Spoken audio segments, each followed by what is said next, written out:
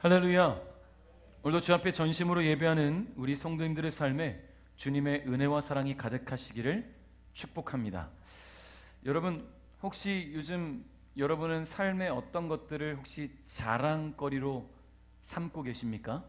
자랑거리들, 보통 살면서 자랑할 것들이 보통 생기잖아요.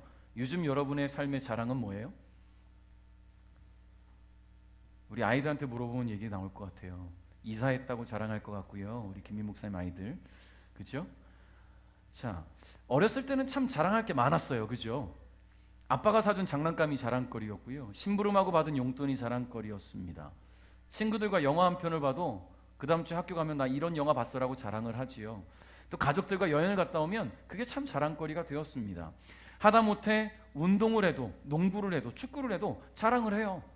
이렇게 해서 내가 헤딩 슛을 넣었어. 내가 슛을 했더니 수비가 막지 못했어. 자랑거리들이 돼요. 심지어 제가 고등학교 때 자랑했던 자랑거리 중에 되게 무모한 자랑이 하나 있었어요. 그게 뭐냐면, 제가 농구를 워낙 좋아했지 않습니까? 근데 농구를 하고 싶은데 애들이 안 모이는 거예요. 그래서 저기 명륜동에 하면 남광교회라고 있는데 그 교회 다니는 친구가 하나 있고, 거기 조그만한 그 주차장에 농구대가 하나 걸려 있었는데 거기서 둘이 농구를 했어요. 3시간을. 1대1로 3시간을.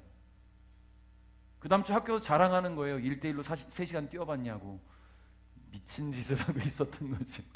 3시간 끝나고 그 주차장에 널브러져 있었던 것을 그 교회 담임 목사님 나오셔서 뭐하니 얘들아. 자랑이에요. 함께 먹었던 떡볶이집이 자랑이지요. 저는 참고로 자유시장의 떡볶이를 사랑합니다. 해땡 스낵을 제가 돈 받고 자랑하는 것도 해달 스낵 굉장히 좋아하는 자랑이에요. 시내에서 보았던 진귀한 풍경들이 또 자랑이 되지 않습니까? 지난주에는 여기 국화전시회 지난주에 했잖아요. 여기 만두 축제가 있었고, 그 축제가 나랑 무슨 상관이냐? 근데 가서 보면 야, 이런 이쁜 게 있었어. 자랑할 수 있잖아요. 근데 어른이 되니까 별로 자랑이 안 되는데, 어렸을 때는 보고 듣고 경험한 것들을 참 많이 자랑을 해왔다는 거예요. 제가 고3 때요, 건강상의 이유로 1년을 유급했던 한 살 터울 형이 있었어요. 근데 제 짝이 됐습니다. 이 형이 주말을 지나고 어느 날 학교에 월요일 날 왔는데, 스타일이 평상시에는 항상 이렇게 내리고 더벅머리 같았는데 잘 커트를 하고 이렇게 웨이브를 쫙 줘갖고 왁스를 바르고 스프레이 뿌려서 딱 학교로 온 거예요. 사람이 달라 보이는 거죠. 형 무슨 일이 있었어요? 그랬더니 자랑을 하는 거예요. 지난 주말에 명동을 갔다. 여러분, 그때 당시에 고등학교 때 저는 명동을 가본 적이 없으니까요. 명동이 어딘데? 서울의 중심이야. 수많은 사람들이 모이는 곳이 핫플레이스야. 그때는 핫플레이스란 말 쓰진 않았지만 거기 가서 내가 비싼 돈 주고 머리 했어. 자랑을 하는 거예요. 그 자랑을 5일 연속했어요. 무슨 말이냐면 그 스타일이 5일 동안 바뀌지 않았다는 얘기예요. 무슨 말이냐면 5일 동안 머리를 감지 않았다는 얘기예요. 저는 힘들었어요. 그 냄새를 참지 못하겠고, 이 형은 그 스타일이 망가질까봐 반드시 누워 잤대요. 그리고는 그 모습 그대로 학교에 나왔답니다. 머리가 간지러우면 볼펜으로 머리를 긁기 시작하지요. 그 스타일, 비싼 돈 주고 잡은 그 스타일을 망가뜨리지 않기 위해서. 여러분, 그러니까 어린 시절에는, 또 학창 시절에는 생각해보면 참 많은 자랑거리가 있었다는 거예요. 근데 나이가 들어갈수록 자랑거리를 찾는 게 쉽지 않아요. 제가 처음에 여러분에게 요즘 어떤 것을 자랑거리로 삼으십니까? 했을 때 생각하잖아요. 뭘 자랑해야 되지? 어렸을 때는 툭툭 나왔을 텐데 생각을 해요. 뭘 자랑해야 될까? 이게 자랑할 게 없는 게 아니라 괜한 자랑으로 내 이미지가 깎이지는 않을까 염려하는 거고요. 또 하나는 너무 사소한 내용이라 비웃음이 되지 않을까 고민하는 거예요. 그렇게 우리는 내 삶의 기쁨보다는 사람들의 시선에 더 연연하고 살아가고 있는 형편이라는 거죠. 그러다 보니까 소위 성공이라는 울타리 안에 들어가면 그때부터 자랑이 쉬워집니다. 자랑을 부끄러워하지 않게 돼요. 사업이 잘 돼서 큰 수익이 나게 되면, 또 열심히 준비한 끝에 좋은 직장에 취직하게 되면, 열심히 공부한 내 자녀가 좋은 대학에 진학했을 때, 어려웠지만 아끼고 잘 모아서 새 집으로 이사 갔을 때, 여러분 자랑거리가 되는 거예요. 원했던 성공을 이루게 됐을 때 말이죠. 뭔가 겉으로 보기에 보다 나은 환경으로 변화가 되어가는 것이 느껴지고 그것이 확증될 때 당당하게 자랑할 수 있다고 생각한다는 거예요. 여러분, 그렇게 자랑거리는요, 우리의 자존감을 높여주고 삶의 의욕을 갖게 해준다는 겁니다. 그런데 우리 주님은 우리가 무엇을 자랑해야 하는가를 성경을 통해 알려주셨어요. 예레미야 9장 23절 24절을 한번 같이 읽어봅시다. 시작.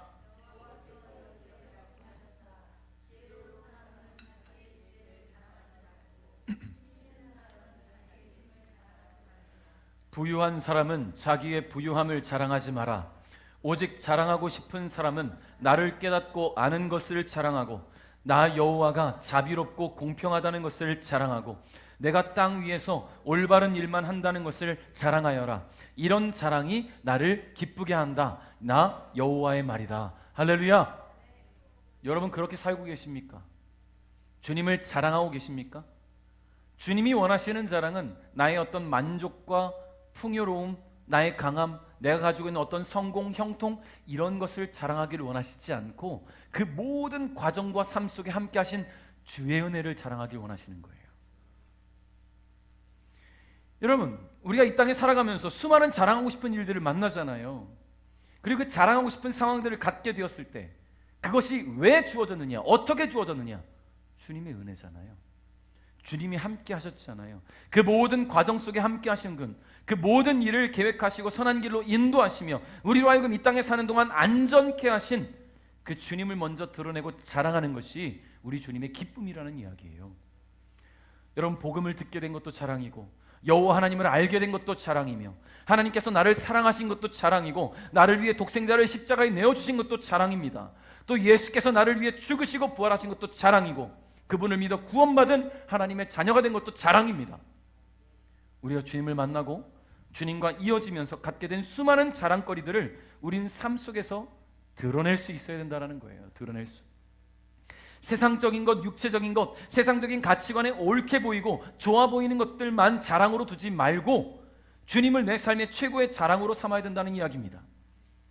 여러분, 오늘 본문엔 사도 바울이 고린도 교회 성도들에게 보낸 두 번째 편지의 내용이 기록되어 있는데요. 오늘 12장 본문의 내용을 이렇게 시작하고 있습니다. 1절입니다. 시작. 자랑하는 것이 이로울 것은 없지만 계속해 보겠습니다. 나는 주님께서 보여주신 환상과 계시를 말씀드리겠습니다. 아멘. 사도 바울은 자신이 무언가를 자랑하는 것이 유익하지 않을 거라고 말하면서도 괜히 막 으스대는 것 같으니까 내가 자랑하는 게 뭐가 유익하겠느냐라고 생각하면서도 굳이 내가 자랑해야 될 것을 찾는다면 주님께서 내게 보여주신 환상과 계시들을 자랑할 것이다 라고 이야기하고 있어요.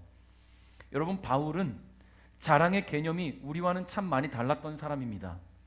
고린도후서 1장에 보면 이 사도 바울은 어떤 것을 자랑해야 했냐면 고난도, 환난도 구원을 위한 도구라고 여기며 자랑했습니다. 극한으로 치닫는 위기야말로 하나님이 주신 기회라고 자랑했어요. 그런 바울이 자신이 경험한 환상과 계시를 자랑하겠다라고 말하고 있습니다. 그 당시에 바울 당시에 고린도 교회를 혼란스럽게 하고 그들의 신앙에 심각한 해를 가하고 있던 거짓 사도들이 있었어요. 그들에 대해서 가만둘 수 없는 거지요. 거짓 사도들은 사도 바울이 갖고 있는 그 사도권이 가짜라고 주장을 했습니다. 그래서 성도들로 하여금 불신을 조장하게 했어요. 그리고 거짓 계시나 환상들로 이 고린도 교회를 어지럽혔습니다. 이런 상황 속에서 사도 바울은 주님께서 경험하게 하신 환상과 계시들을 당당하게 자랑함으로 말미암아 거짓 사도들이 그 거짓 계시와 거짓 환상보다 하나님이 주신 진짜 계시와 진짜 환상이 얼마나 탁월한 것인지를 입증하고자 했다라는 겁니다. 우리 2절로 4절 한번 읽어봅니다. 시작. 그리스도 안에 있는 어떤 사람을 알고 있습니다. 그것이 몸 안에서 된 것인지 몸을 빠져나와 된 것인지 나는 알지 못하지만 하나님은 아십니다. 내가 이런 사람을 아는데 그 사람의 몸이 거기 있었는지 아니면 단지 그 사람의 영이 그곳에 있었는지 나는 알지 못하지만 하나님은 아십니다. 그 사람이 낙원으로 들려 올라가서 사람이 말해서도 안 되고 이루 말로 표현할 수도 없는 말들을 들었습니다. 아멘. 사도 바울은요 14년 전에 셋째 하늘로 올라간 어떤 사람을 알고 있다라고 이야기해요. 어떤 사람을 알고 있는 걸까요? 어떤 사람일까요? 사도 바울 본인이에요. 자기에 대한 이야기를 하고 있어요. 근데 자기가 경험한 일을 마치 3인칭 시점으로 지금 얘기를 한단 말이죠. 왜 그렇게 하고 있냐면 이 환상과 계시에 대한 영광스러운 경험을 인간적인 자랑으로 드러내지 않으려고 노력하고 있는 것이고요. 또한 하나님의 자녀라면, 그리스도인이라면 누구나 경험할 수 있는 일이라고 드러내고 있는 거예요. 사도 바울이 경험한 일은 오늘 우리도 경험할 수 있는 일이라는 겁니다. 여러분, 바울이 경험한 환상은 놀라웠어요. 바울은 알 수 없는 힘에 이끌려서 셋째 하늘로 들려 올라갔다고 이야기했습니다. 그러나 분명히 말하는 것은 그 일이 실제로 일어난 일인지, 즉 물리적 체험인지, 아니면 이게 영이 올라갔다 온 건지 생각 속으로만 이루어진 건지 오직 하나님만 아신다고 분명히 밝히고 있습니다. 다시 말해서 그 몸이 하늘로 갔다 온 건지 뿅 하고, 그의 육체는 땅에 있는데 유체 이탈처럼 영이 올라가서 자기의 몸을 볼 수 있는 상황으로 하늘에 갔다 온 건지 자신은 모른다는 거예요. 하나님만 아신다. 근데 분명한 것은요, 이 경험을 통해서 그는 셋째 하늘에 다녀왔다라고 해요. 셋째 하늘이 뭘까? 주석을 찾아봤어요. 왜 셋째 하늘이냐? 여러분, 유대인들은요 하늘을 세 부류로 나눠서 생각을 했어요. 첫째는 새가 날아다니고 구름이 떠 있는 눈안에 보이는 가시적인 하늘. 두 번째 하늘, 둘째 하늘은요 뭔가 금속판으로 경계가 지어져 있어서 궁창 위에 물이 저장되어 있는 하늘. 창세 때 하나님께서 궁창 위의 하늘과 궁창 아래 물로 나눴잖아요, 물을. 그리고 그 궁창 위에 물이 홍수 때 다 쏟아져 내렸다고 하잖아요. 그래서 그 궁창, 물이 저장되어 있는 공간을 둘째 하늘이라고 봅니다. 그리고 셋째 하늘이 뭐냐면 바로 하나님과 천사들이 거하고 있는 그 하늘을 셋째 하늘로 보는 거예요. 그러니까 사도 바울은 지금 하나님 계신 곳, 천국에 다녀왔다라는 이야기지요. 그곳에서 바울은 주님으로부터 계시의 말씀을 들었습니다. 주님께서 주시는 말씀.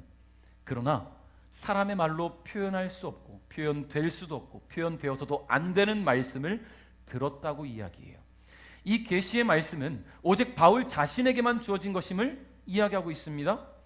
여러분, 사도 바울은 분명히 얘기했어요. 자신에게 주어진 계시라고. 근데 여러분, 우리가 신앙생활을 하다 보면 계시를 받았다고 말하는 어떤 사람들의 모습을 보잖아요. 실제로 그렇게 잘 사역하는 분들도 계시지만 그 계시라는 이름으로 자신의 어떤 욕구를 충족하고 자신의 유익을 구하는 사람들이 있습니다. 그들이 정말로 주님께서 주신 그런 계시를 받은 것인지 알 수 없지만 진짜로 하나님 주시는 계시를 받은 사람은 되어질 일들을 예언하기도 하지요. 사람들의 미래를 예견하기도 합니다. 주님의 뜻을 위해 회개하고 주를 위해 헌신하며 살아갈 것을 촉구하기도 합니다. 근데 의심되는 사람들도 있잖아요. 계시라는 이름으로 내 입속을 챙기는 사람, 삶에 혼란을 주는 사람, 정작 말씀과는 상관없는 계시, 자기 이야기를 하는 사람들. 여러분, 예언자라는 단어, 하나님 말씀을 선포하는 사람이 예언자 아닙니까? 선지자라고도 하고 예언자라고도 하고. 제가 지난번에 아브라함에 대해서 같이 말씀을 나눌 때 이 예언자라는 말에 히브리의 말이 나비라고 알려드렸어요. 그 뜻이 뭐였냐면 대변인, 말을 하는 자, 대신 말하는 자. 즉 예언자는요 하나님이 주신 말씀을 맡은 사람이에요. 그래서 예언이 맡을 예절을 맡을 예 말씀 원자를 쓴다고 제가 말씀을 드렸었어요. 하나님 말씀을 맡은 사람, 하나님께서 주신 말씀을 내가 갖고 말하는 사람. 그러니까 그 계시의 말씀이 선포되어져야 한다면 선포하는 것이 마땅하지만 하나님께서 비밀로 나에게 주신 계시라면 나만 알고 있어야죠. 내게 주신 계시라면. 바울은 오직 자신에게만 주어진 계시의 말씀을 들었습니다. 그 계시의 말씀을 여기저기 떠벌리고 다니지 않았어요. 어떤 말씀을 주어졌는지는 우리는 알 수 없어요. 바울만 아는 거예요. 그러나 어떤 계시의 말씀을 들었는지 그는 주를 위해 목숨을 바쳤어요. 이방인의 사도로 수많은 곳에 가서 주의 사랑을 증거했어요. 하나님 주신 그 계시를 통해 그는 변화된 삶을 살았다라는 이야기예요. 그렇기 때문에 그는 자신이 환상과 계시를 경험했음을 드러내고 자랑할 수 있는 것입니다. 복음을 위해 자신의 인생을 걸고 자신의 생명과 모든 것을 내던진 그의 삶을 돌아볼 때에 주를 만난 자의 삶이 어떻게 전개되어야 하는지를 우리는 돌아볼 수가 있겠지요. 성도 여러분, 주님을 만나셨습니까? 주님을 경험하셨습니까? 예수님을 처음 만났을 때의 그 뜨겁고 깊었던 마음, 만남의 여운을 아직도 마음에 담고 계신 분들이 계실 거예요. 그리고 아직 주님과의 만남이 있었는지 확신할 수는 없지만 주께서 나를 구원하셨음을 믿고 있는 분들도 분명히 계실 거라 생각합니다. 그러나 이것 하나만큼은 분명해야 합니다.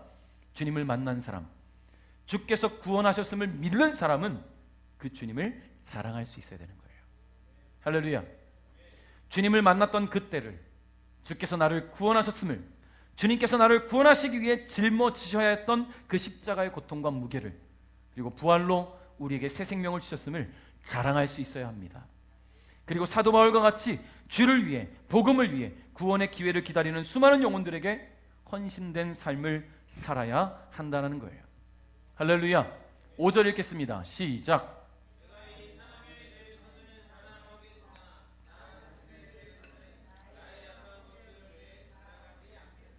아멘.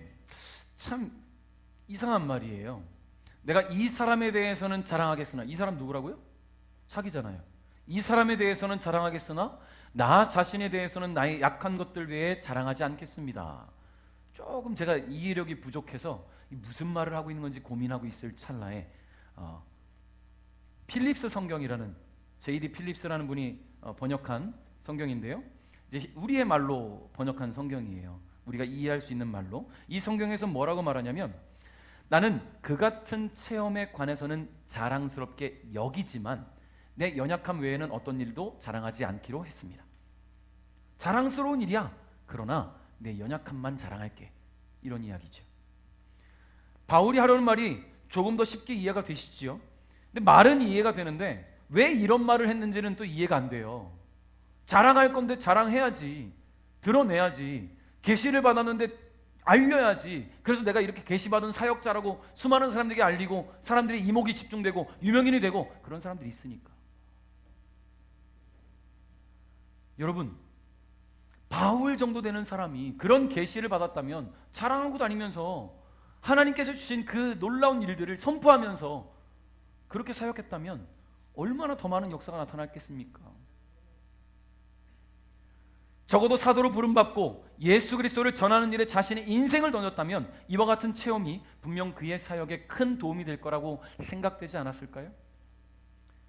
여러분, 실제로 예언 은사 받은 분들, 간증 집회 하시는 분들 보면 열심히 자랑하시잖아요. 당연히 자랑할 이야기예요. 천국과 지옥을 보게 하셨고 그 본 것들을 전하게 하시는 분들이 분명히 있으니까. 근데 제가 이런 분들을 종종 보다가 때로는 마음에 느껴지는 것들이 있어요. 아, 하나님이 저분은 자신을 깨닫게 하시기 위해 보게 하셨구나라고 느껴지는 분들이 있어요. 분명히 자랑할 게 아니라 본인이 스스로 깨닫고 변화된 삶을 살아가라고 보게 하신 분들. 근데 그것이 자랑거리가 된 거예요. 주를 드러내는 자랑이 아니라 나를 드러내는 자랑. 하나님이 기뻐하시겠어요? 주님이 드러나야 되는 자랑거리가 돼야 되는데 주님이 아니라 자신이 어느새 그 앞에 전면에 내세워져 있는 그런 자랑으로 탈바꿈된 사람들을 종종 보게 된다는 거예요. 안타까워요. 근데 사도 바울은 이 중요하고 중대한 사실을 자랑하기보다 자신의 연약함을 자랑하겠다고 이야기합니다. 사도 바울은 한 가지를 염려하고 있었던 것이었어요. 6절입니다. 같이 읽겠습니다. 시작.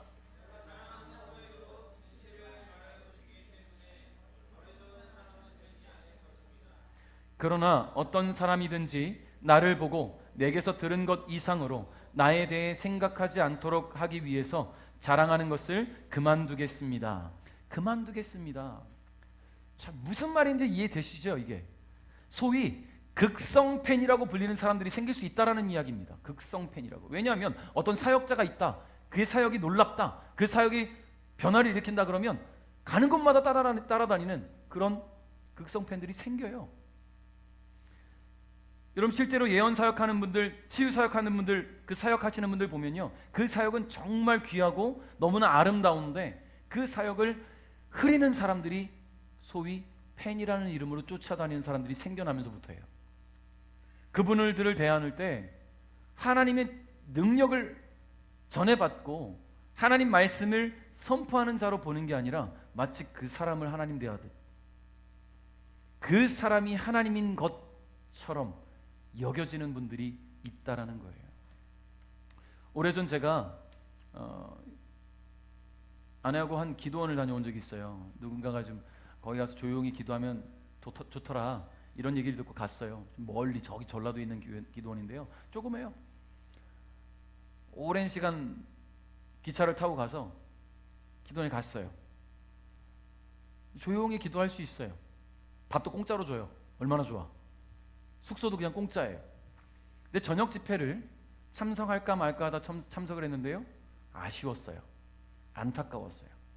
원장님이 전하시는 말씀 물론 좋아요. 아멘하고 받아들일 수 있어요. 근데 그 원장님을 추종하는 세력들의 모습에 제가 너무나 힘들었어요. 목사님 목회하시지요? 매주 와서 말씀 들어야 은혜가 됩니다. 이분이야말로 하나님께서 말씀 주신 사람이고, 이분이야말로 하나님의 능력 있는 사람이니까 이분을 통해 말씀을 듣고 기도받아야 목사님 사역에 역사가 나타납니다. 저한테 그런 얘기를 누가 하더라고요, 거기서. 그러니까 하나님이 드러나야 되는데, 하나님이 능력 주셔야 되는데, 하나님 나와 함께 하셔야 되는데, 그 원장님이 나에게 능력을 주고, 그 원장님이 나에게 힘을 주고, 그 원장님 말씀을 들어야 하나님이 역사를 나타내신다는 그 말도 안 되는 이야기를 들 때 너무 힘들었어요. 그 원장님이 그렇게 만들었겠습니까? 그 원장님이 귀한 사역을 흐리는 어떤 이들의 모습이겠죠. 사도 바울도 마찬가지예요. 사도 바울도 그런 일들을 염려해서 드러내지 않았습니다. 여러분, 극성팬이 생겨나기 시작하면, 이 극성팬이 열성팬이 되어서 추종하기 시작하면 안 그러던 사람도 변화될 수 있어요. 변해버릴 수 있다는 거예요. 교만이 마음에 싹트게 될 수 있고요, 그렇게 싹튼 교만은 그의 삶을 통째로 집어삼켜서 주님이 아닌 자신을 드러내는 사역할 수 있겠죠. 그래서 바울은 오히려 자신의 연약함을 자랑하기로 결정했다라는 이야기예요. 7절 읽겠습니다. 시작.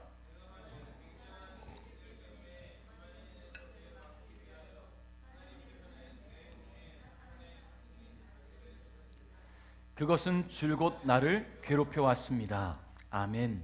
자, 사도 바울은 하나님께서 자신에게 사탄의 사신인 가시를 주셨다라고 이야기합니다. 그리고 이 가시가 바울을 지속적으로 괴롭혔다라고 이야기하지요. 여러분, 이거는 고백입니까? 자랑입니까? 그냥 우리가 그냥 표면적으로 느끼기에는 그냥 고백이잖아요. 내가 이렇게 힘들어, 나를 힘들게 하는 이런 문제가 있어, 이런 질병이 있어라고 지금 고백하는 거예요. 자랑이라고 말하기엔 참 그렇잖아요. 자신을 오랫동안 괴롭혀온 이 육체의 가시, 어떤 질병으로 인해서 끊임없이 고통당해온 자신의 속내를 털어놓고 있는 거예요. 갈라디아서 4장 13절에서 바울은 이런 말을 합니다. 여러분도 알다시피 내가 여러분에게 처음으로 복음을 전하게 된 것은 내 몸의 병 때문이었습니다. 여러분, 바울은요, 해결할 수 없는, 또 치료할 수 없는 질병을 안고 있었다라는 이야기를 하고 있는 거예요. 여러분, 바울이 복음을 전하면서 병든 자를 고쳤잖아요. 죽은 사람을 살렸단 말이에요. 2층 난간에 걸터 앉아서 말씀 듣다가 졸다가 떨어져 죽은 유두고를 살렸어요. 여러분, 죽은 자를 살리는 놀라운 기적들을 행하는 사람, 자신에게 있는 질병의 문제로 고통받고 있다는 것을 드러내는 것 쉬운 일이 아닙니다. 그러나 그가 이 사실을 드러내고 고백하며 자랑하는 것은 이 질병의 문제가 주님의 은혜라는 것을 전하기 위함이에요. 8절 9절 읽어볼까요? 시작. 나는 이것을 제거해달라고 주님께 3번이나 간청하였습니다. 그러나 주님은 나에게 내 은혜가 내게 족하다, 내 능력이 약한 데서 온전해진다고 말씀하셨습니다. 나는 그리스도의 능력이 내 위에 머물러 있도록 하기 위해서 나의 약한 것들을 더욱 기쁘게 자랑합니다. 아멘. 여러분, 바울은 이 병을 치료해달라고 3번이나 간청했다라고 말합니다. 그럼 이 이야기를 들으면 또 어떤 분은 이런 생각을 하겠죠? 에게 겨우 3번? 에이, 고작 3번 간청하고 끝? 적어도 40일은 작정해야지. 적어도 100일 작정 기도는 해보고 뭔가 경험을 해야지. 그런데요, 이게 작정 기도가 중요한 게 아니라는 것을 지금 하고 있는 이야기예요. 이 가시를 주신 이유를 3번 만에 깨달았다는 게 중요한 겁니다. 40일 작정 기도 필요가 없는 거예요, 한마디로.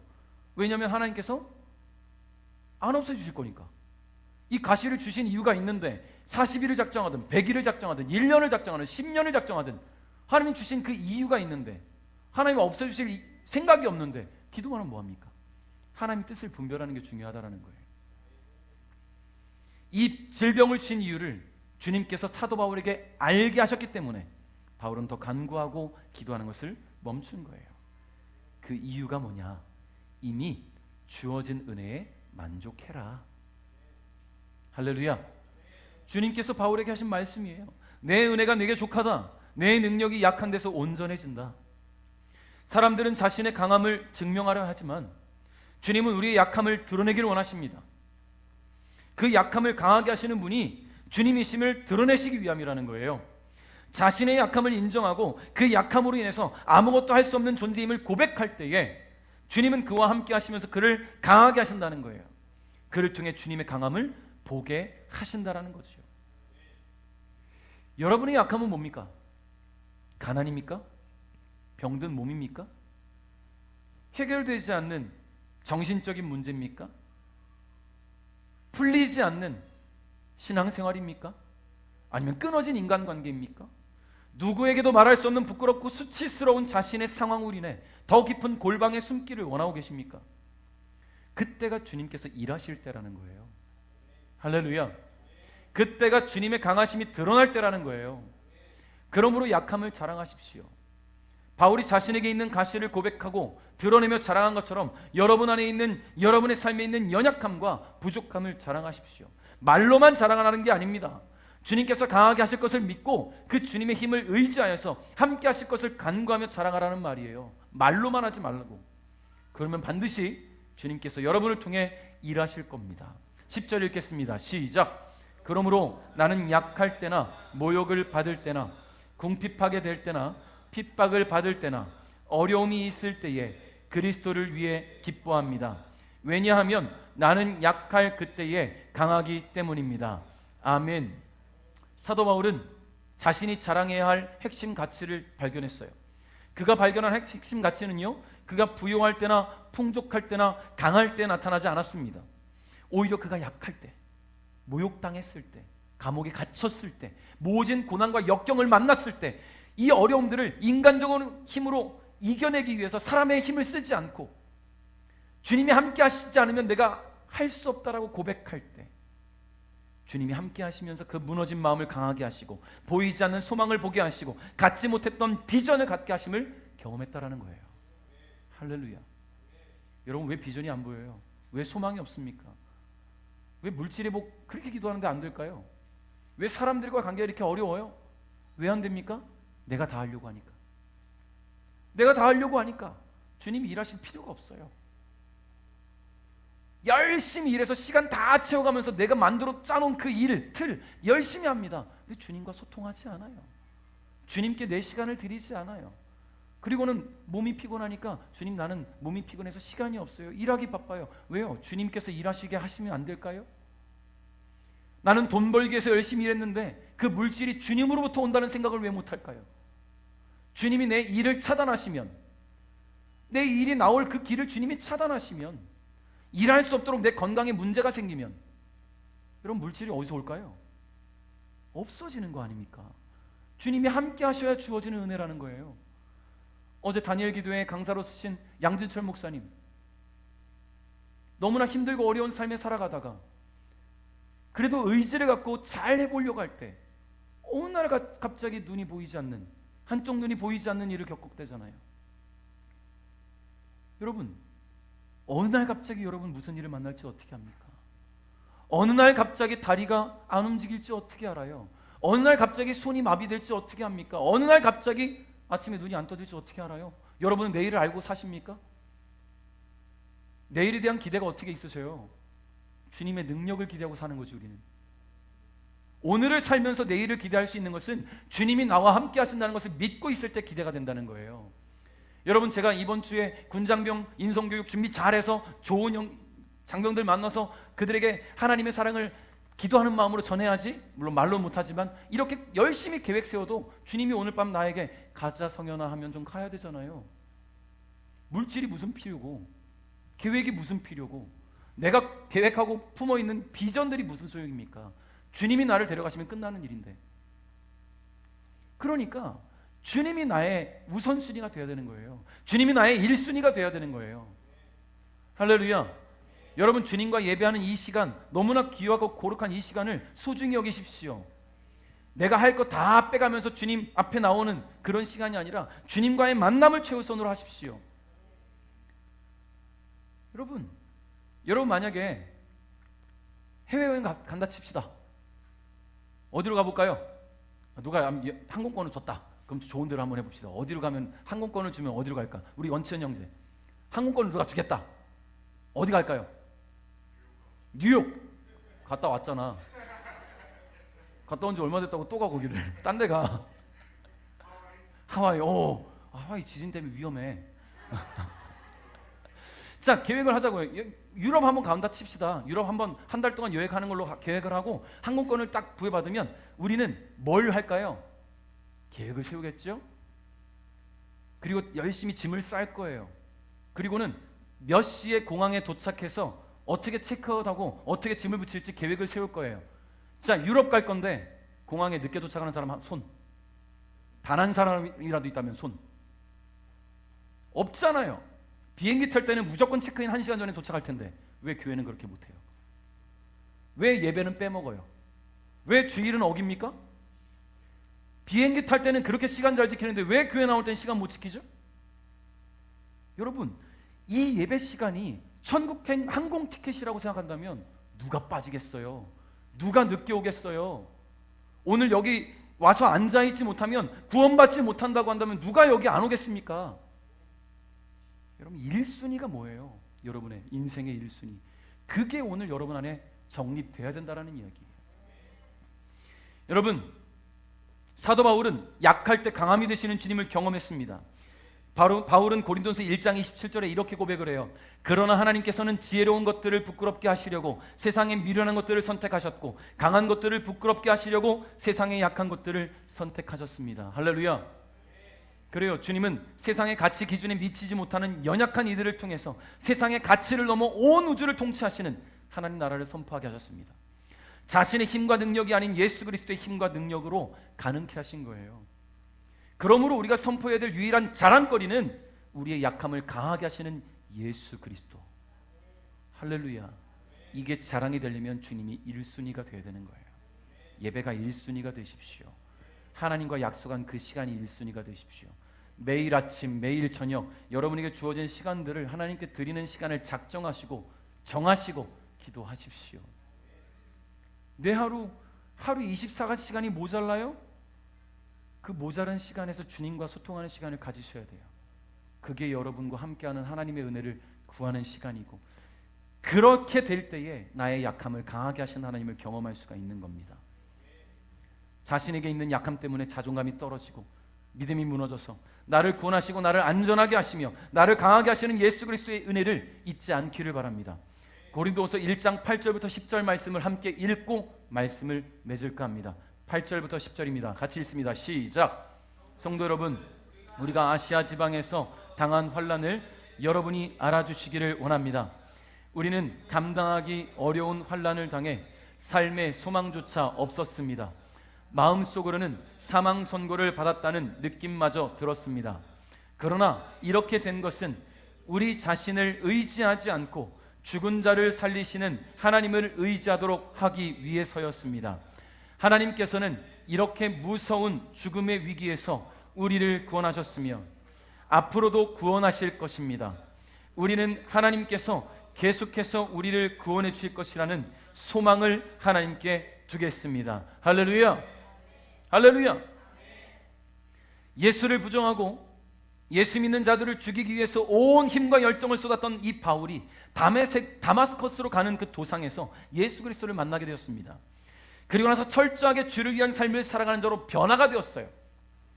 여러분, 유대인에게 국한되어 있던 그 복음이 이방인들에게 전하여져서 이방인의 사도로 불리우는 이 사도 바울의 모습, 우리에게 큰 도전을 주지요. 예수 그리스도의 이름 안에서 놀라운 기적을 행하며 수많은 이들에게 능력을 행함과 동시에 복음을 선포했던 이 사도 바울조차도 어려움과 환난 속에서 소망을 잃었었다라는 거예요. 사도 바울조차도 소망을 잃었었대요. 그런데 그렇게 주저앉아 있지 않았다는 거죠. 약할 때 강함 되시는 주님을 의지함으로 주어진 모든 사명을 잘 감당하면서 오늘날 우리에게까지 복음이 전해질 수 있도록 그가 헌신했다라는 게 굉장히 중요한 이유입니다. 오늘 저와 여러분에게 있어서 자랑해야 할 것이 하나 있다면 예수 그리스도입니다. 아멘. 그분이 저와 여러분을 구원하셨다는 것, 그분이 나의 약함을 강함으로 바꿔주시고 나의 가난과 부족함을 부요함과 풍족함으로 채워주신다는 것, 그분으로 인해서 나의 삶이 변화되었고 그분이 나의 삶을 이끌어 가신다는 것, 이것이 바로 저와 여러분이 자랑해야 될 핵심 가치예요. 제발 부탁입니다. 내가 하는 일에 자랑하지 마세요. 내가 돈 많이 벌었다고 자랑하지 마세요. 일거리가 생겼다고 자랑하지 마세요. 내가 일을 못해도, 일거리가 없어도, 건강이 약해졌어도, 밥 한 그릇 먹는 것이 부족해도, 좋아했던 사람들이 다 떠나가도 주님이 나를 채우심에 만족하십시오.